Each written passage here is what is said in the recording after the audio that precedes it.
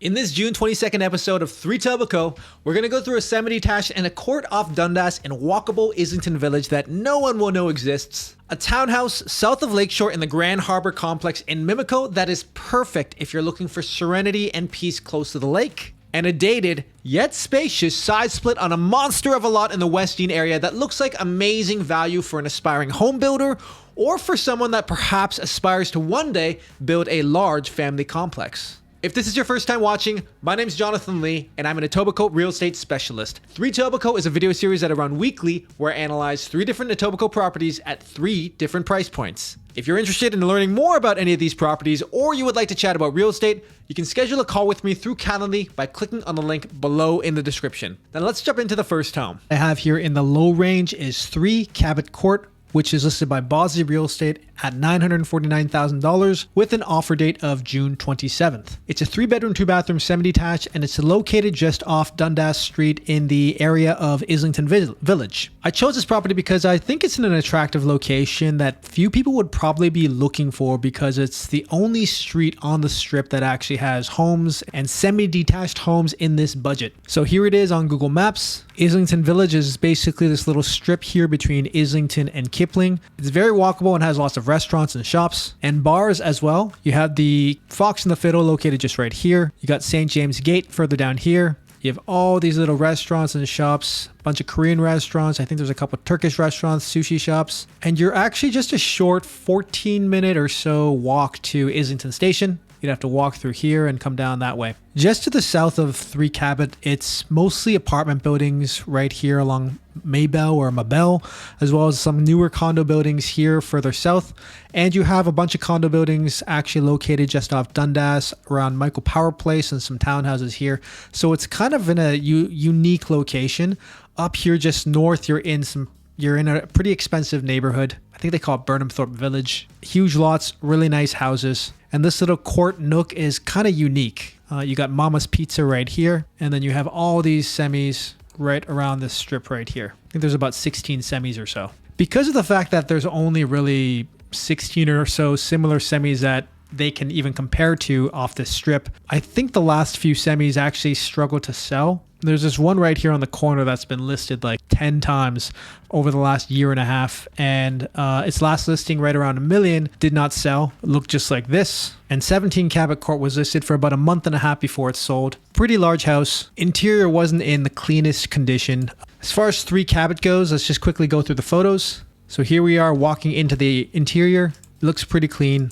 They've staged it pretty well. It looks like they've probably repainted the walls as well to kind of cover up some of the imperfections, maybe changed a few light fixtures. Doesn't look like it's been updated in a while, other than potentially changing out some of those light fixtures, but really paint and doing those lights, it goes a long way into making the home look contemporary and clean and fresh. The bedrooms are pretty spacious, I know, in these 2 stories. And then the basement looks like you get a lot of great natural light. You got a full 3-piece bathroom, and then you got your laundry, furnace, and hot water tank. Out to the back, you have this little deck, and then you got a little backyard space as well. So at the end of the day, I don't really know where this property will land, but I think it offers quite a bit in terms of its size, its location, and its convenience. Recently, I've seen a couple semis in Alderwood and South Etobicoke sell for under $1 million, so it's possible that this home doesn't quite hit the $1 million mark, but I think potentially if the right buyer comes along and sees the value, sees the potential of the location of the area, I think this could end up potentially selling for, mid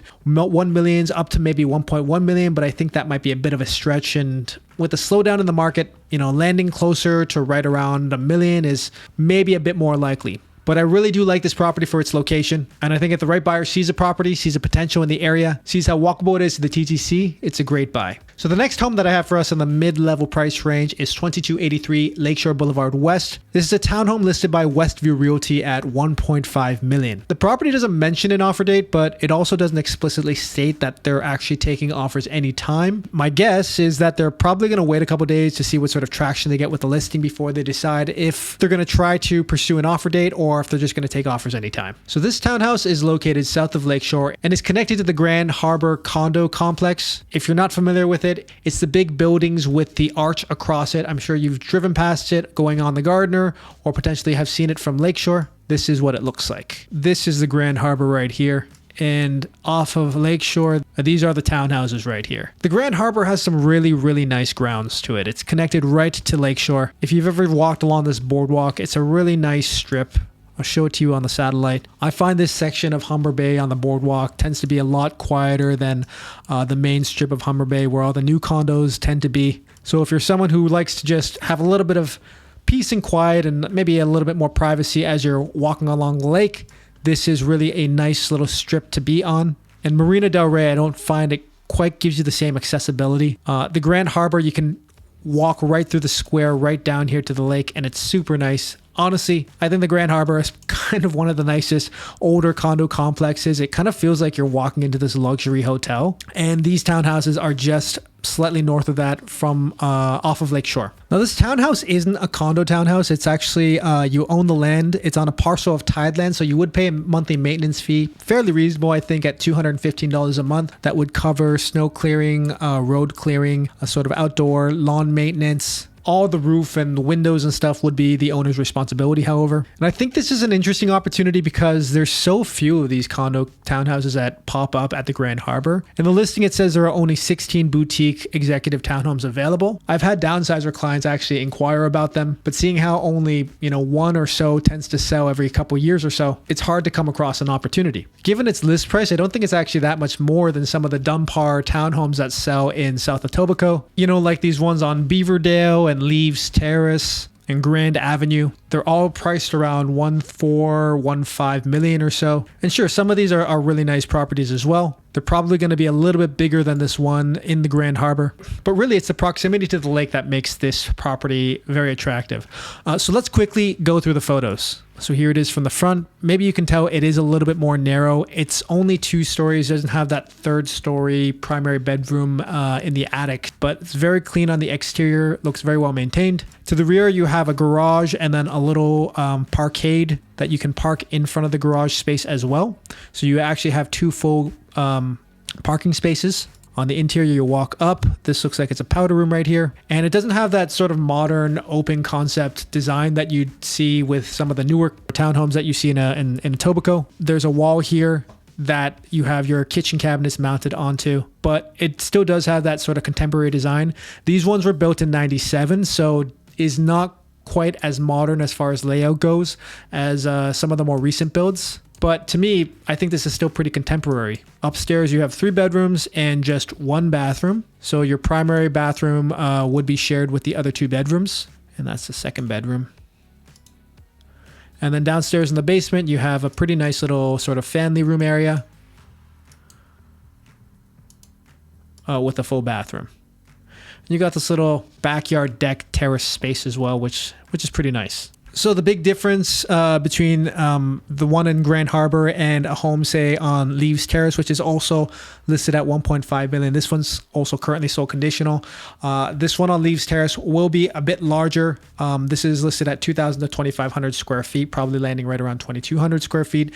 That one on Lakeshore is probably around 1,700 square feet. This one has a primary bedroom on the 3rd level with a full primary bathroom ensuite. Grand Harbour property won't have that, doesn't have the ensuite, but this home will be very walkable to the lake and to the lakeshore, giving you great access and I think serenity to enjoy everything that being close to the lake offers. And it's hard to put a dollar figure on that. So I think this would be a great home for the right buyer, and I don't think it's going to be an opportunity that's going to last super long. And the last home that I have at our high price point is 419 Martin Grove Road. It's listed by Home Life Frontier Realty at $2.1 million, taking offers anytime. It's actually been on the market for a couple months, roughly around the same list price. So let's quickly go through the photos. Here it is. It is a dated home, mostly original, probably around 2,500 square feet or so. It's a side split. And if you only look at the home, it probably looks priced high at $2.1 million. Especially if you think about, well, all this wallpaper needs to be removed. The floors at minimum need to be refinished. The bathrooms could do with a refresh. Basement probably needs to be redone as well. nice little lot and back deck space. Don't know what sort of shape it's in structurally. If there's any sinking floorboards, it looks like it's in okay condition. But the impressive thing about this home is not the actual house itself, but the size of its lot. And let's see if I can get a better picture here. There it is. It's listed as being on an 88 foot by 300 foot lot, which is about 0.6 acres in Etobicoke. So that's an incredible amount of land and something that I would personally get kind of excited for. So to give you an idea on land values, an empty, say 25 by 110 foot lot or so, which is about 2,750 square feet, would typically sell for between $700,000 and $900,000 in Etobicoke, depending on location. And this lot being 88 by 300 feet, this lot is 26,400 square feet. So almost 10 times the size of a 25 by 110 square foot lot. Now, I'm pretty sure you can't buy this property, build 8 houses here or anything like that, and get the lot split into 8 separate parcels. But could you split this into 2 lots and build 4 structures on it? 2 detached homes on 44-foot lots with 2 large garden or in-law suites behind and a shared swimming pool between them? Maybe. Toronto building bylaws are becoming increasingly less restrictive, and even though most of the homes on this strip along Martin Grove are on 50-foot lots, I feel like requesting a lot variance for a 44-foot frontage instead of a 50 isn't crazy unreasonable. So when I look at this opportunity, I think that this might be an amazing singular investment for the right young and maturing family. People are all concerned these days about being able to provide housing for their kids, but you buy this home now when the family is young, live in it for the next 5, 10, 15 years, and later on down the line, split it and build 4 structures and live all together as one big family on the family compound. Or, potentially, if you're the right investor further down the line who figures out how to turn this lot into maybe 10 single family homes or a townhouse complex, this might be the right opportunity for you as well. So you're not buying this property for the house it is today or what it could be with the right renovation. You're buying it for its future potential land value. And one last thing before someone poo-poos and says that, it's on Martin Grove, which is a busy road. This stretch of Martin Grove actually narrows to only 1 lane of traffic. So this is actually one of the quietest stretches of a main road that you'll come across. And here, I'll actually show you right now. Here it is. Martin Grove Road. And there's the property. So not too shabby. So that wraps up this week's episode. If you're interested in learning more about any of these homes or you would like to chat about real estate, you can schedule a call with me through Calendly by clicking on the link below. Thanks for watching, and I'll see you guys on the next one.